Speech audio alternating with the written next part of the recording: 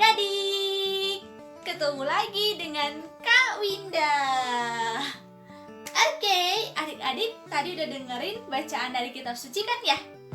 Nah, Injil hari ini itu menceritakan tentang Yesus yang berdoa. Berdoa, doa Yesus untuk murid-muridnya.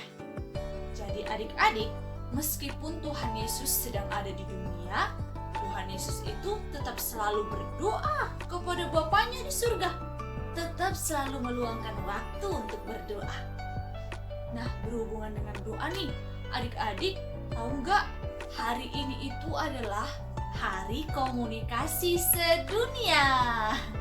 Jadi kita diajak untuk komunikasi lebih baik lagi dengan sesama kita dan pastinya dengan Tuhan.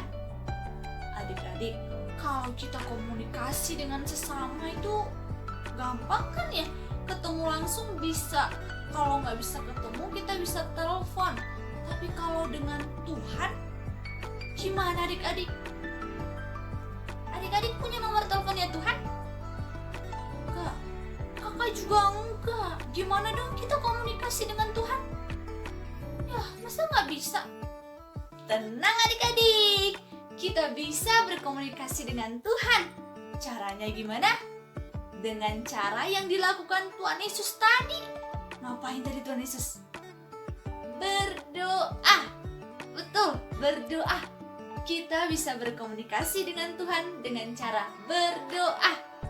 Karena doa adalah salah satu bentuk komunikasi kepada Tuhan. Jadi adik-adik, yuk kita seperti Tuhan Yesus, tetap meluangkan waktu untuk berdoa kepada Bapa di surga, berkomunikasi dengan Bapa. Tuhan Yesus begini tadi berdoanya, dengan menengadah ke langit, menutup mata, dan berkata begini adik-adik. Bapa, aku telah menyelesaikan pekerjaan yang kau berikan kepadaku. Maka aku tak akan ada lagi di dunia ini. Aku akan datang kepada Bapa. Tetapi mereka yang kau berikan kepadaku, yang menjadi milikku, masih tetap di dunia ini. Maka peliharalah mereka ya Bapa, jaga mereka dalam namamu yang kau berikan kepadaku, supaya mereka menjadi satu, sama seperti kita adalah satu. Amin. Demikian adik-adik doanya Tuhan Yesus. Isi doanya Tuhan Yesus tadi tidak hanya berdoa untuk dirinya sendiri, tapi dia juga berdoa untuk orang lain adik-adik, untuk orang-orang yang menjadi miliknya Tuhan Yesus, yaitu orang-orang yang percaya kepadanya. Tidak hanya murid-muridnya saja, tapi kita semua, adik-adik, kakak, papa, mama, dan semuanya adalah orang-orang yang tadi disebutkan Tuhan Yesus, yang didoakan Tuhan Yesus tadi. Nah, adik-adik, Tuhan Yesus itu sedang memberikan contoh kepada kita bahwa kita harus tetap selalu berdoa, meluangkan waktu untuk berkomunikasi kepada Bapa di surga.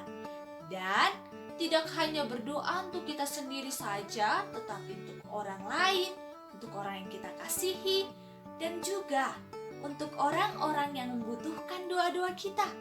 Contohnya seperti misalnya adik-adik, ada orang yang sakit, kita tidak bisa menyembuhkan mereka, tapi kita bisa membantu mereka dengan mendoakan mereka kepada Tuhan supaya diberikan kesembuhan. Dan doa itu kan adalah komunikasi kepada Tuhan ya. Jadi adik-adik, dalam doa tersebut kita juga bisa loh cerita kepada Tuhan. Apapun yang kita rasakan, apa yang kita alami, apa yang sedang kita hadapi saat ini, mau sedang sulit, susah, sedih, nangis, kita bisa ceritakan kepada Tuhan semuanya. Dalam situasi sulit kita bisa minta pertolongan kepada Tuhan. Dalam keadaan senang kita bisa ceritakan kepada Tuhan. Jadi dalam doa itu adik-adik, tidak hanya melulu tentang minta pertolongan, minta bantuan kepada Tuhan, tidak hanya melulu tentang dalam hal kesulitan saja adik-adik, tapi dalam bahagia pun kita tetap bisa berdoa kepada Tuhan, yang isinya adalah mengucap syukur.